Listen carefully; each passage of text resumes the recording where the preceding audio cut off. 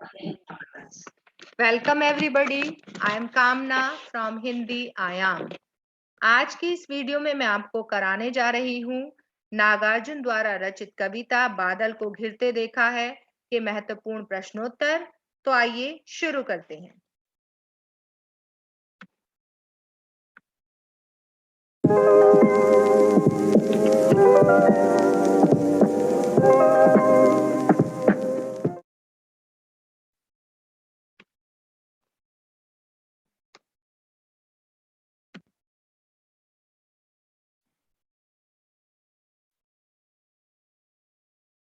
तो इसमें पहला प्रश्न हमारे सामने आता है, इस कविता में बादलों के सौंदर्य चित्रण के अतिरिक्त और किन दृश्यों का चित्रण किया गया है।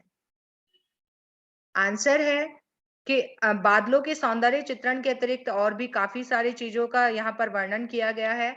अपनी पहली वीडियो में मैं अर्थ आपको भलीभांति समझा चुकी हूँ। अगर आपने वो वीडियो देखी है तो इन प्रश्नों को आप बहुत अच्छे से कर पाएंगे।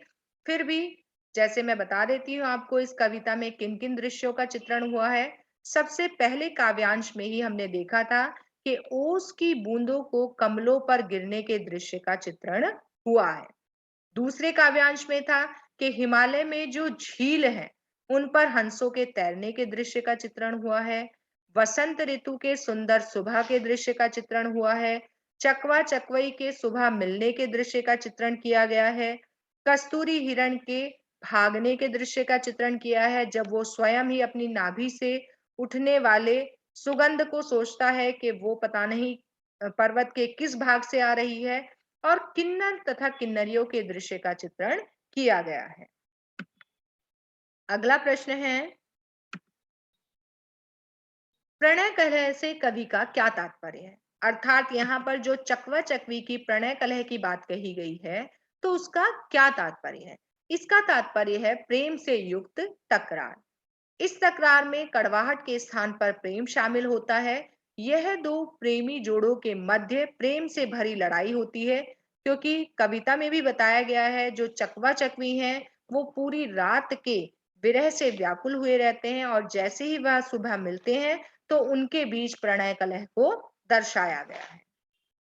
अगला प्रश्न है, कस्तूरी मृग के अपने पर ही चिढ़ने का क्या कारण है। बहुत ही आसान प्रश्न है। कस्तूरी मृग पूरा जीवन कस्तूरी गंध के पीछे भागता रहता है। अर्थात जो उसके स्वयं के शरीर से निकलने वाली कस्तूरी की सुगंध होती है वो उसके पीछे ही पूरा जीवन उसे ढूंढने में लगा देता है। उसे इस सत्य का भान ही नहीं होता, इस सत्य का पता ही नहीं होता कि जो सुगंध है वो स्वयं उसकी नाभि में व्याप्त कस्तूरी से आ रही है। जब वो ढूंढ ढूंढ कर उसे थक जाता है तो उसे अपने पर ही चिढ़ हो जाती है और वो अपनी असमर्थता के कारण परेशान हो उठता है। अर्थात उसे लगता है कि अब वो शायद उस सुगंध को नहीं ढूंढ पाएगा और स्वयं से ही चिढ़ने लगता है। अगला प्रश्न,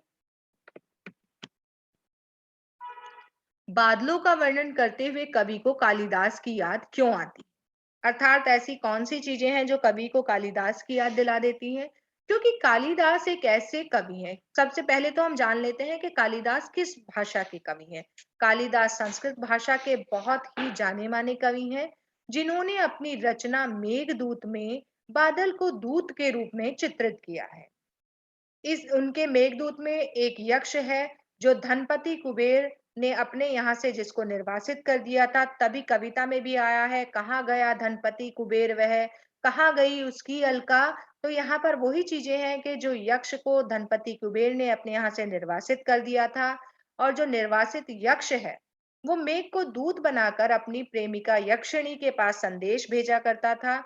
तो कवि ने बहुत प्रयास किया कि वो उसको ढूंढ ले, लेकिन वह उसे कहीं नहीं मिलता है और इस प्रकार कवि को उसकी याद आ जाती है।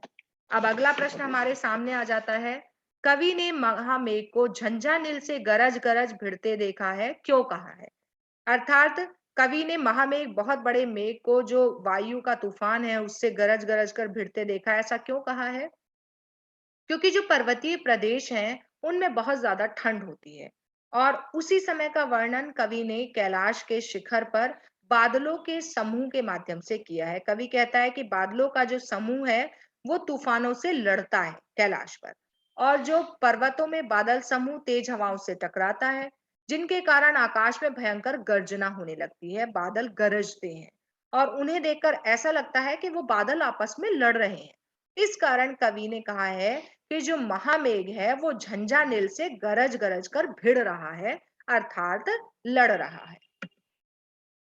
अगला प्रश्न है, बादल को घिरते देखा है पंक्ति को बार बार दोहराए जाने से कविता में क्या सौंदर्य आया है, अपने शब्दों में लिखिए। अर्थात ये पंक्ति बार बार क्यों प्रयुक्त की गई है?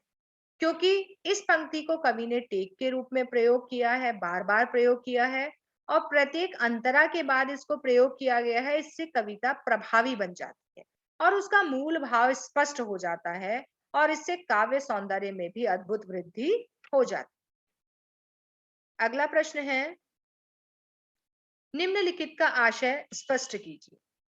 निशा काल से चिर अभिशापित बेबस उच्च चकवा चकई का बंद हुआ कृंतन, फिर उनमें उस महान सरोवर के तीरे शैवालों की हरी दरी पर प्रणय कलह छिड़ते देखा है। इस और दूसरा है, अलख नाभि से उठने वाले निज के ही उन्मादक परिमल के पीछे धावित हो होकर तरल तरुण कस्तूरी मृग को अपने पर चिढ़ते देखा है, बादल को घिरते देखा है। तो जो पहली पंक्ति है, हमारा पहली पंक्तियों का अर्थ है, जो प्रस्तुत पंक्ति है उसमें चकवा चकई के दर्द को दर्शाया गया है और जैसा कि आपको वीडियो में भी समझाया गया था कि चकवा और चकवी को ऐसी किंवदंती है कि उन्हें श्राप दिया गया है कि वे रात्रि में अलग हो जाएंगे। और यहाँ उसी श्राप का उल्लेख करते हुए कवि कहता है कि अभिशापित जो चकवा और चकई हैं, यहाँ दिया हुआ भी है, निशा काल से चिर अभिशापित, जो श्राप लगा है चकवा चकई को निशा काल से, यानी जो रात से वो श्राप का दंत झेल रहे हैं, उस चकवा चकवई जो रात को अलग हो जाते हैं, वो पूरी रात एक दूसरे के लिए रोते हैं, लेकिन सुबह होते ही उनका क्रंदन बंद हो जाता है और वो दोबारा तालाब के किनारे जो हरी शैवाल है उस पर प्रेम की मीठी लड़ाई लड़ने लगते हैं। मानो चकई बोल रही हो कि तुम रात में मुझे छोड़कर क्यों चले गए, और यह प्रणय कलह ऐसा लगता है कि कवि ने स्वयं अपनी आंखों से देखा है। अगला है जो कस्तूरी हिरण वाली बात है कि प्रस्तुत पंक्तियों में कवि कस्तूरी हिरण की परेशानी को दर्शाता है कि कस्तूरी हिरण पूरा जीवन कस्तूरी गंध के पीछे भागता है, उसे इस सत्य का पता ही नहीं चलता कि वह गंध तो स्वयं उसकी नाभि में जो व्याप्त कस्तूरी है उसी से आ रही है। वो ढूंढ ढूंढ कर थक जाता है तो उसे अपने पर ही चिढ़ हो जाती है और वह अपनी असमर्थता के कारण परेशान होता है। इस प्रकार इस पाठ के सारे महत्वपूर्ण प्रश्नोत्तर इस वीडियो में कवर किए गए हैं, जो कि आपको आपके पेपर के दिनों में बहुत ज्यादा हेल्प करेंगे। आप चाहें तो इन्हें अपनी कॉपी में भी लिख सकते हैं। ये वीडियो आपके फायदे के लिए इसीलिए ही बनाई गई है जिससे कि आपको सीबीएसई के एग्जाम में बहुत ज्यादा मदद मिल सके। अगर आपको वीडियो अच्छी लगी है तो आप इस वीडियो को लाइक करें, शेयर करें और चैनल को जरूर सब्सक्राइब कर दें। तब तक के लिए आगे मिलते हैं हम अपनी आने वाली वीडियो में, जिसमें इसके अगले पार्ट को दर्शाया जाएगा और सुदामा पांडे धूमिल जी द्वारा रचित कविता को पढ़ाया जाएगा। तब तक के लिए धन्यवाद।